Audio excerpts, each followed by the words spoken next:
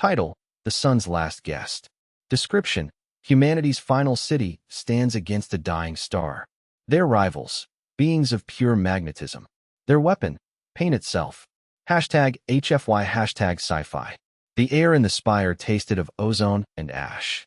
Kale adjusted his rebreather, the familiar rasp a grim counterpoint to the distant, grinding groan of the city's failing supports.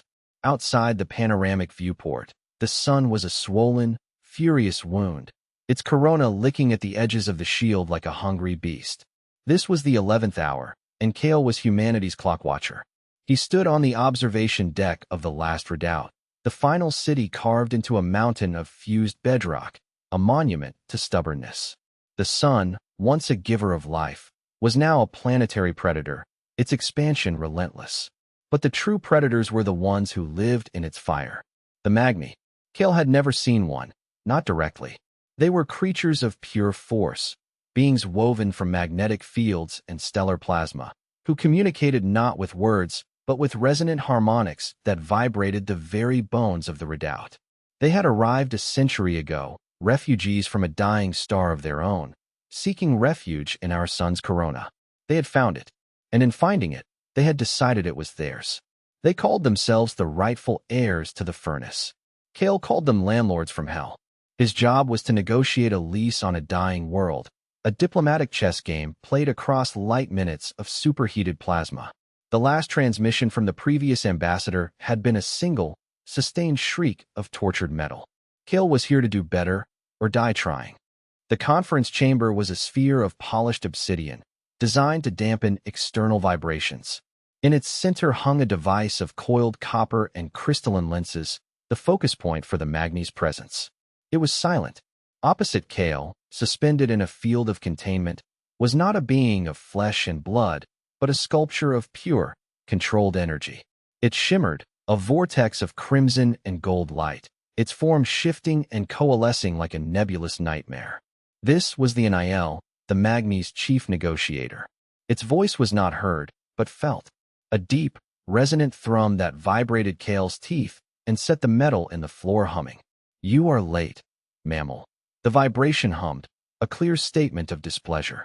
Kale did not flinch. He had trained for this. His nervous system hardened against the sensory assault.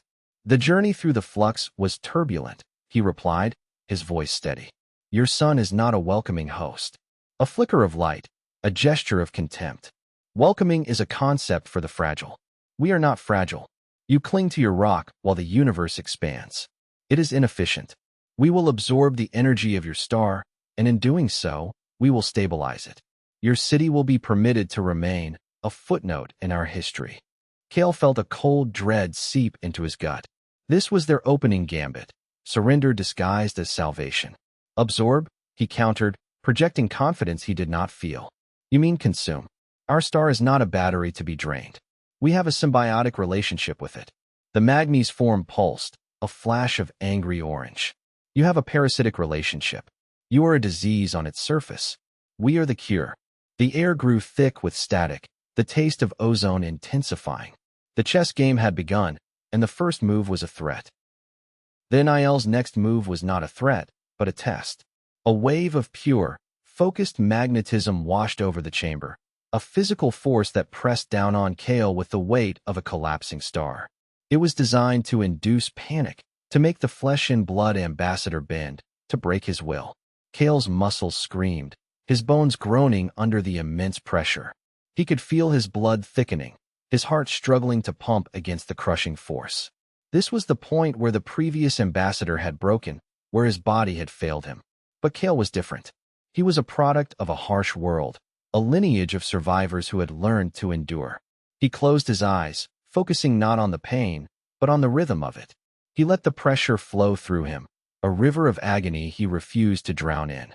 He thought of his ancestors, scraping a living from irradiated soil, of his people's resilience forged in the crucible of a dying planet.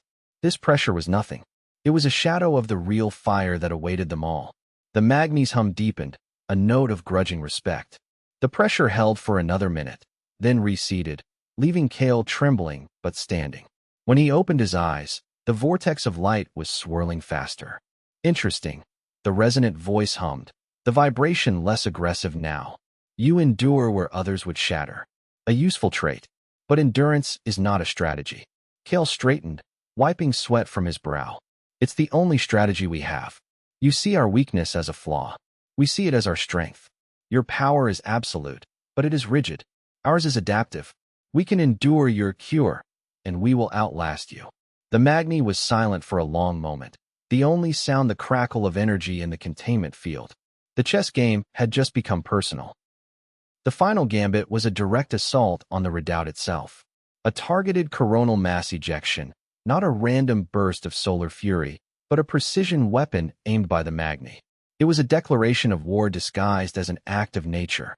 The alarm klaxon screamed through the city as the searing plasma washed over the shield, its energy causing the entire mountain to shudder and groan.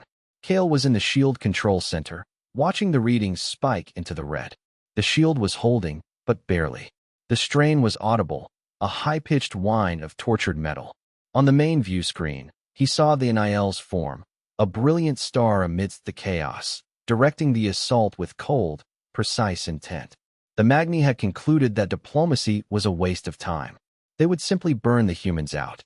But Kale had one last move. He turned to the lead engineer, a woman named Alara whose face was etched with exhaustion and resolve. Bypass the regulators, he ordered, his voice cutting through the din. Feed the shield's energy directly into the city's structural grid. Alara stared at him, her eyes wide. That'll overload the supports. The whole mountain could collapse. We're collapsing anyway, Kale said, his gaze fixed on the view screen. This way, we take them with us. Alara gave a sharp nod and turned to her console. The change was immediate. The shield's protective shimmer deepened to a blinding white, and the shuddering of the city stopped. The structural supports, now flooded with raw energy, hummed with a new, terrifying resonance. They were no longer just a shield. They were a weapon.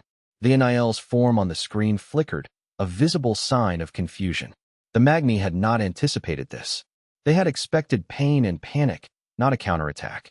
Kale had just turned their own weapon against them, using the very thing that made them strong, magnetic energy, against their physical form. The star's fury was now being channeled into a cage of human ingenuity. The Magni's harmonics became a screech of fury, a sound that vibrated the chamber to its foundations. They had underestimated the tenets. They had mistaken endurance for surrender. As the white-hot energy pulsed around them, Kale knew the game wasn't over. It had just entered a new, far more dangerous phase. But for now, humanity had not just survived. They had proven they could fight back.